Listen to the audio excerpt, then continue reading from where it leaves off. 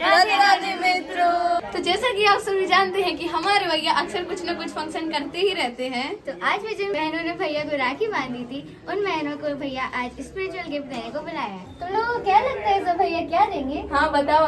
मुझे लगता है पिछली बार की तरह कुछ बुक ही होगी। स्टडी मटेरियल भी हो सकता है। हाँ, तो बिल्कुल। स्पिरिचुअली छोड़ो भाई, जो भी होगा बेस्ट ही होगा पिछली बार की तरह। हमारे चक्रपाणी संस्थान को 3 वर्ष पूर्ण हो चुके हैं और हर बार भैया हम बहनों को रक्षाबंधन में कुछ न कुछ उपहार देते हैं। तो आइए अब रूपश्री से पूछते हैं कि 2022 में उसको क्या मिला था। जब 2022 में मैंने भैया को पहली बार राखी बांधी थी तो उन्होंने मुझे डेली प्लानर बुकलेट तोहफे में दिया था। अब मैं आपको इसे अंदर से दिखाती हूँ। इसमें अलग अलग सेक्शन है, जैसे top 3 goals, today schedule, to do list, overall performance भी है कि हमने आज कितने वो गोल्स अचीव किए। आइए अब हम मधु दीदी से पूछते हैं कि पिछली बार भैया ने उनको क्या दिया था। मैंने 2030 में भैया को राखी बांधी थी जिसमें भैया ने मुझे ये उपहार दिया था, गीता दयानंदिनी। आइए अब हम सृष्टि दीदी से पूछते हैं कि पिछली बार भैया ने उनको क्या दिया था। भैया को जब मैंने 2023 में राखी बांधी थी तो उनने मुझे उपहार में गीता डायरी दी थी। इसमें बहुत सारे श्लोक है गीता के जिससे हम आध्यात्मिक ज्ञान के बारे में जान सकते हैं और हम अपनी डेली बेसिस पर जो हमने किया उसके बारे में लिख सकते हैं और अपना अनुभव शेयर कर सकते हैं। तो चलो अब कुछ लोगों से पूछते हैं कि भैया आपकी बार के उपहार में हमको क्या देंगे। जिस प्रकार से चक्रपाणी संस्थान में पिछले 3 सालों से रक्षाबंधन का त्योहार बड़े प्यार और उल्लास के साथ मनाया जा रहा है, उस हिसाब से तो मुझे लगता है कि भैया कुछ स्पिरिचुअलिटी से रिलेटेड ही देंगे और कुछ बहुत ज़्यादा हेल्पफुल और जो हमारी डेली लाइफ से रिलेटेड हो, ऐसा ही कुछ बहुत ही ज़्यादा यूज़फुल और अच्छा देंगे। वैसे तो हर बार भैया कुछ ना कुछ यूज़फुल ही देते हैं और मतलब भैया हर ये कोशिश करते हैं कि हर किसी की अच्छे से यूटिलाइजेशन हो टाइम का। तो मेरे हिसाब से जिससे कुछ टाइम यूटिलाइज हो और अध्यात्म भी थोड़ा सा जुड़ा होगा, क्योंकि भैया को भगवान और मतलब सारी हम बच्चों से बड़ा प्यार है। वैसे मेरे हिसाब से भी यही है कि भैया बहुत ज़्यादा अध्यात्म से जुड़े हुए हैं, तो भैया उस हिसाब से ही कुछ देंगे और ऐसा ही कुछ देंगे जिससे हम कुछ नया सीखें, कुछ अपनी ज़िंदगी में उसे इंक्लूड करें और भगवान से जुड़े किसी ना किसी प्रकार से।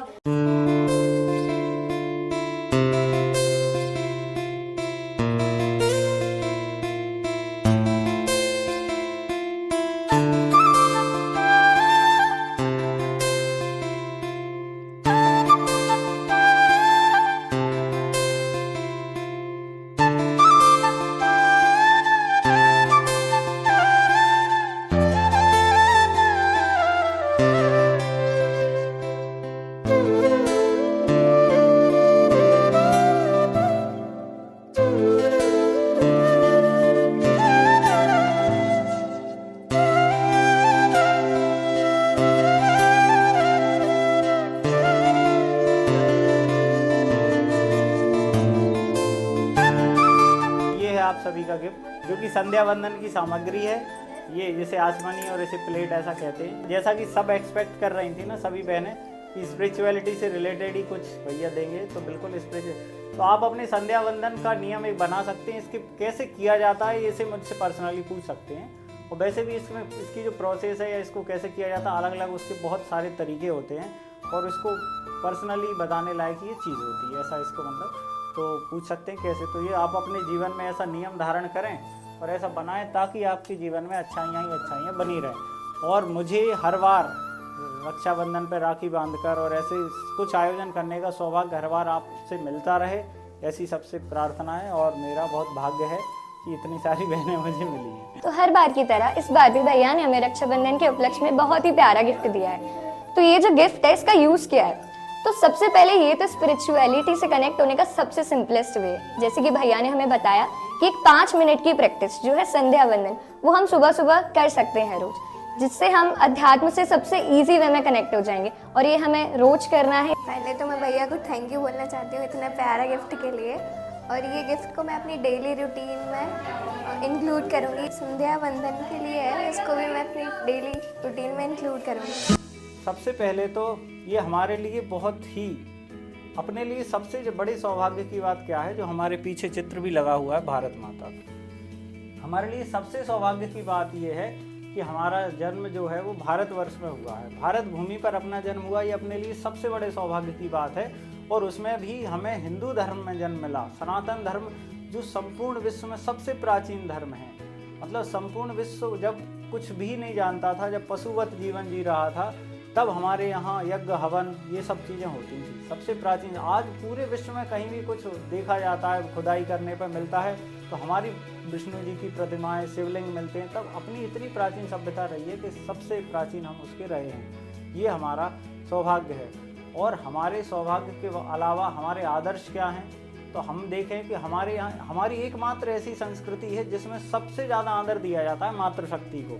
मतलब हमारे यहाँ माताएं सबसे पहले हैं। बच्चे का, ऐसा कहते हैं, बच्चे का जीवन जो जुड़ा है वो केवल माता से ही सबसे उससे जुड़ा। 9 मास जिसके गर्भ में वो रहता है, जिसके उसमें जुड़ा रहता है कोई भी बच्चा, तो उसका संबंध माँ से ही होता है। और जिस भाषा से वो खुद को अभिव्यक्त करता है, खुद को एक्सप्रेस करता है, बोलता है, वो भाषा वो किससे सीखता है? माता से। तभी तो उस माता को बच्चे का पहला गुरु कहा जाता है। इसलिए जिस भाषा को वो बोलता है उसे मातृभाषा कहते हैं ना, मदर टंग। इसलिए क्योंकि उसकी माता की सिखाई हुई भाषा है। ये केवल मनुष्यों में नहीं, बिल्ली भी अगर कूदना सिखाती है तो बच्चे को मेल नहीं सिखाता, फीमेल सिखाती है। चिड़िया के एक छोटे से उसको बच्चे को उड़ना जो सिखाती है वो चिड़िया सिखाती है, उसका वो मेल नहीं सिखाता। तो बच्चे का शुरुआत ही उसके माता उससे होता है। तो अगर किसी भी समाज को हमें समृद्ध बनाना है, अच्छा बनाना है, संपन्न बनाना है, तो उसकी मातृशक्ति का गाइडेंस बहुत जरूरी है। और अगर कोई समाज विनाश की ओर जा रहा है, बुराइयों की ओर जा रहा है, तो उसका कारण यही होता है कि उसकी मातृशक्ति यानी उसकी महिलाएं अगर गलत डायरेक्शन में चली जाए तो पूरा समाज विध्वंस हो जाएगा, क्योंकि वैसे ही आगे समाज को दिशा मिलती है। तो बहुत जरूरी है, हमारी इस चीज़ का आधार ही मातृशक्ति रही है। तो हम उसी का एक पुनर्स्मरण करेंगे कि हमारे आदर्श कौन रहे हैं, हमारे आइडियल्स कौन हैं। तो जब आइडियल्स में अपनी बात आती है तो कुछ उसमें आती हैं गार्गी, अपने ऋषि रही हैं गार्गी। इनकी लिखी हुई गार्गी संहिता एक इनकी पुस्तक है। तो ये मतलब ब्रह्मचारिणी थी।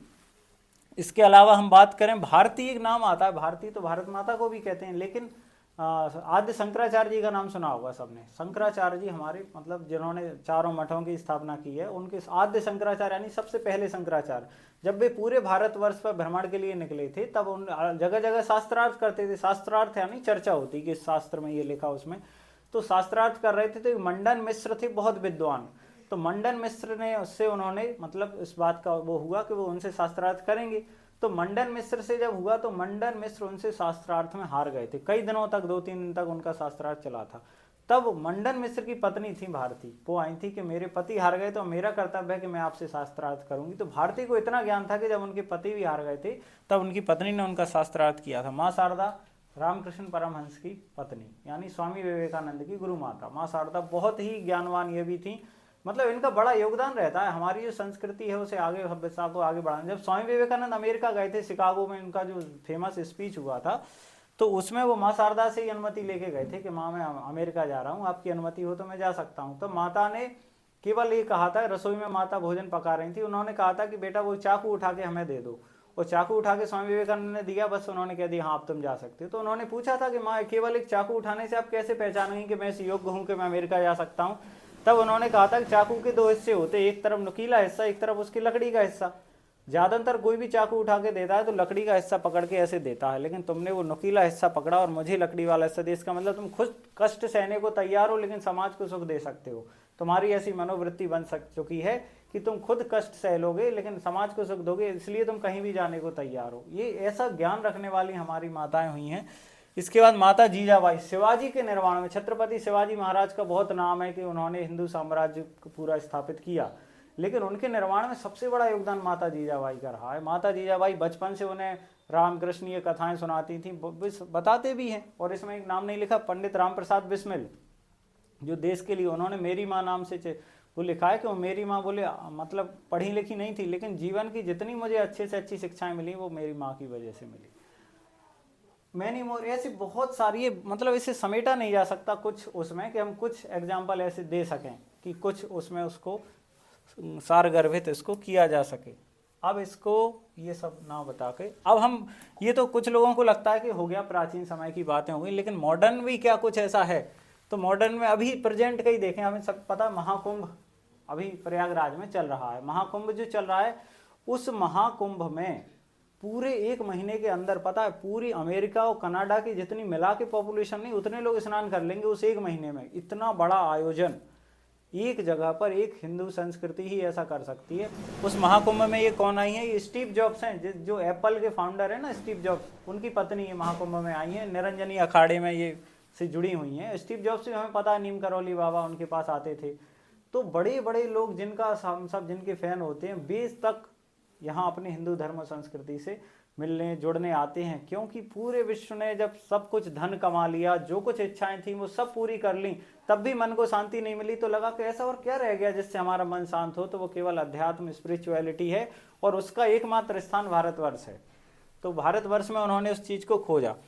इसके बाद हम आगे देखें तो ये पता ही होगा, विराट कोहली, अनुष्का शर्मा, पूज्य प्रेमानंद महाराज जी वृंदावन में इनका राधा केली कुंज में आश्रम, इनके पास आए। और सुनोगे अगर कभी तो अनुष्का शर्मा ने कहा, महाराज जी भक्ति से बड़ा हमारे लिए कुछ नहीं है। मतलब इन्होंने क्या नहीं कर लिया? ये सबसे पूरे विश्व के चैंपियन लोग हैं, ये विश्व के सबसे बड़े मतलब जाने माने लोग हैं। इन्होंने विश्व विजेता कह सकते हैं, अभिनेत्री हैं, जिनके पास क्या नहीं है अर्थ, लेकिन तब भी मन की शांति के लिए इन्हें भक्ति सबसे बड़ा विषय लगा। इसके बाद अपन देखें, ये बच्ची है मनु भाकर, अभी इन्होंने मेडल जीता था, काफ़ी देश का नाम रोशन किया। इन्होंने क्या बताया कि जब मैं तीरंदाजी कर रही थी, आर्चरी में इन्होंने जीता है, तो जब तीरंदाजी भी कर रही थी तब मेरे मन में गीता के श्लोक चल रहे थे। तब कृष्ण जो उनको अर्जुन को समझाते वो मेरे मन में चल रहा था। तो ये गीता का अध्ययन करती हैं। नीरज चोपड़ा है, उन्हें भी वे भी इस अध्यात्म से प्रेरित है। तो बड़ी बड़ी ऊंचाइयों पे जो गए हैं, जो पहले रहे हैं, जिनकी वजह से हमारा विश्व में पूरा नाम रहा, विश्व गुरु रहा है भारत, वो आज भी जो वो कर रहे हैं वो धर्म अध्यात्म इनसे जुड़े होते हैं। ये हमारा सौभाग्य है। हमने अपने सौभाग्य की बात कर ली कि हाँ ऐसा हमारा सौभाग्य है। लेकिन अब दुर्भाग्य क्या है? दुर्भाग्य हमारा ये है कि हम भारतवर्ष जैसे देश में जन्मे हैं, हिंदू धर्म जैसा हमें धर्म मिला है, तब भी हम अनभिज्ञ रहते हैं अपनी चीज़ों से। हमारी कोई दैनिक दिनचर्या ऐसी नहीं होती कि जिससे हम कह सकें कि हाँ हम हिंदू हैं। किस वजह से हम हिंदू हैं? आज हम तिलक लगा लिए, आज हम ऐसा कर लिया, लेकिन क्या डेली अपना ऐसा क्या कुछ होता है कि हम जिस वजह से हम कह सकें कि हम हिंदू? तो ऐसा अपना कुछ नहीं होता। दूसरा, आज की जो मॉडर्न जो लड़कियां हैं भी ऐसा कुछ नहीं, तीज त्योहारों को ऐसा समझती हैं, चैत्र वैशाख ज्येष्ठ आषाढ़ ये महीने, इनके बाद इनके कौन से कब पड़ते हैं ये सब नहीं जानते। हम बस जनवरी फरवरी में ही अटके रह गए। आगे चलकर हमें अपने तीज त्योहारों का, हिंदी महीनों का, अपनी संस्कृतियों का, इन सब का पता नहीं होगा, तो आगे की जनरेशन भी वही सब सीखेगी और वो आगे धीरे धीरे अपना ज्ञान लुप्त होता जाएगा। जब बाहर से लोग आएंगे कि अरे आपके पास तो महान ज्ञान था, तब हमें अफसोस होगा कि अरे इतना अमूल्य भंडार होने के बाद ही हमने उसको खो दिया। तो आज की जो युवा पीढ़ी है, जो बच्चियां हैं, अगर वे गलत दिशा में चली गई तो मैंने जो शुरुआत में ही बताया था, तब हमारा देश जरूर पतन की ओर चला जाएगा। और उसके उठने का कारण ही था परिवार व्यवस्था।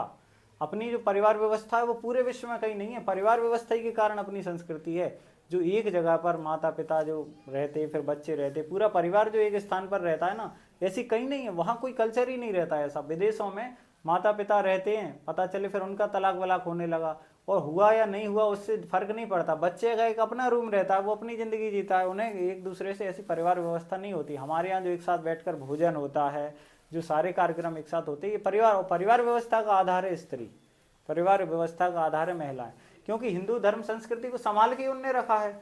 क्योंकि पुरुष क्या करते हैं, अपने काम पर निकल जाते हैं, थोड़ी बहुत पूजा करी बस निकल गए। दिन भर पूरी जितनी पूजा है, चाहे वो आंवला को पूजे, सर्प जैसा जीव जो कि दुनिया को विष देता है, केवल काटने का काम, उसको भी वो पूजने जाती है नाग पंचमी पर। ये स्त्री भारत की महिला कर सकती ना संपूर्ण, जिसको जो मतलब अपन कहते हैं कि आज एनवायरनमेंट, ग्लोबल वार्मिंग जो चेंज हो रहे हैं, एनवायरनमेंट में इतने परिवर्तन हो रहे हैं, सारे दुनिया पर्यावरण की उनकी बात कर रहा है, तब सब कह रहे हैं कि वृक्ष लगाओ, नदियों को बचाओ। हम तो कब से नदियों को पूज रहे हैं। हमारे घर में जो महिला है वो तो कब से उसकी जो तुलसी है ना, जब से तुलसी को अपनी सखी सहेली की तरह वो मानती है, तुलसी महारानी उसकी अपनी है।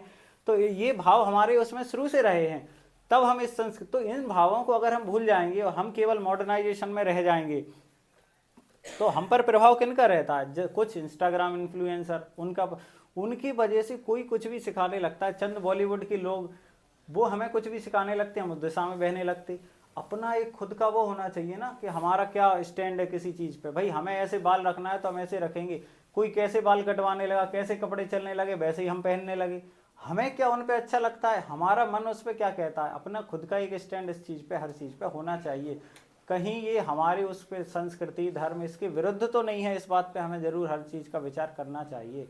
क्योंकि और इसके बाद जो मैं बता रहा था, नाग पूजना या आंवला की पूजा, आंवला नवमी पे महिलाएं करती हैं, इसके अलावा हर किसी का ध्यान रखना परिवार में। करवा चौथ का व्रत तो सब जानते ही हैं। इसके अलावा भाई दूज पे भी वो भाई के लिए भूखी रहती है, संतान सप्तमी पे संतानों की चिंता करती है। तो केवल भारत की स्त्री, भारत की महिला ने इसकी संस्कृति को बचा के रखा है, लेकिन आगे की अगर वर्तमान की जो बच्चियां हैं वे इसका आगे ध्यान नहीं रखेंगी तो आगे भटकता जाएगा समाज। जैसा अन्य देशों में जैसा होता है कि वहाँ की महिलाओं को ऐसा कुछ नहीं रहता कि वे वैसे करें, तो वैसे वो उनका समाज धीरे धीरे पतन होते जाता है। इतने आघात, इतने आक्रमण झेले भारत की संस्कृति ने, और किसी ने जितने झेले वे सब संस्कृतियां मिट गईं। मिस्र, यूनान, रोम, इतने देश थे जहाँ से अलेक्जेंडर आया था, वो सिकंदर कहते, वो देश कहाँ है आज कोई पता ही तक नहीं है। उस देश की संस्कृति का कोई आज नामो निशान नहीं, लेकिन हम तब भी बने हुए हैं क्योंकि हमारी संस्कृति ऐसी है। तो उसको बचाना अपना ये धर्म है। तो आजकल जो कुछ भी विदेशों से आई सभ्यता और वैसे चीज़ें जो चल गई हैं, उन चीज़ों से हमें बिल्कुल अपने आप को बचा कर रखना है। और उसका तरीका है कि नित्य अभ्यास जब तक नहीं होगा, ये बात मैंने पहले भी कही थी, 2 महीने पहले, शायद सबको याद होगा, हर बैच में थोड़ी मैंने बताई थी कि रक्षाबंधन पर जब गिफ्ट वितरण का कार्यक्रम होगा, जब उपहार दिया जाएगा, तब मेरी ऐसी इच्छा है कि लगभग जितनी बच्चियाँ उसमें आएँ, सबका कोई डेली नियम बने। डेली अभ्यास, स्पिरिचुअलिटी से जुड़ा अभ्यास सबके जीवन में ऐसा होना चाहिए। नित्य अभ्यास के बिना कुछ नहीं होता। मेरी बातें चाहे तुम्हें कितनी अच्छी लग रही हो, उनका प्रभाव बस अभी पड़ेगा।